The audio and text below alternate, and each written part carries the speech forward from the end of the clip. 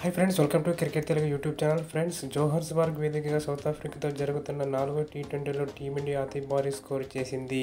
ఈ మ్యాచ్లో టాస్ గెలిచి తొలుత బ్యాటింగ్ ఎంచుకున్న భారత నిర్ణీత 20 ఓవర్లలో వికెట్ నష్టానికి 283 పరుగులు చేసింది.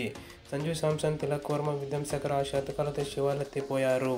సంజు 55 బంతుల్లో 6 ఫోర్లు, 8 సిక్సర్ల సాయంతో సెంచరీ పూర్తి చేయగా, తిలక్ వర్మ 47 బంతుల్లోనే 6 ఫోర్లు, 9 సిక్సర్ల సాయంతో శతక్ కొట్టాడు.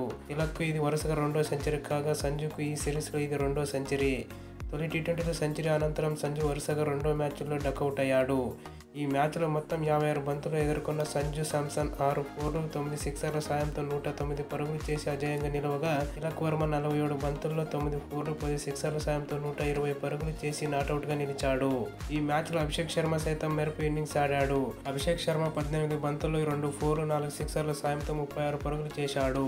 సౌత్ ఆఫ్రికా బౌలర్లలో సిపాంలకు అభిషేక్ శర్మ వికెట్ దక్కింది. కాగా 4 మ్యాచ్లు ఈ సిరీస్లో టీమిండియా 2-1 ఆధిక్యంలో ఉన్న విషయం తెలిసిందే.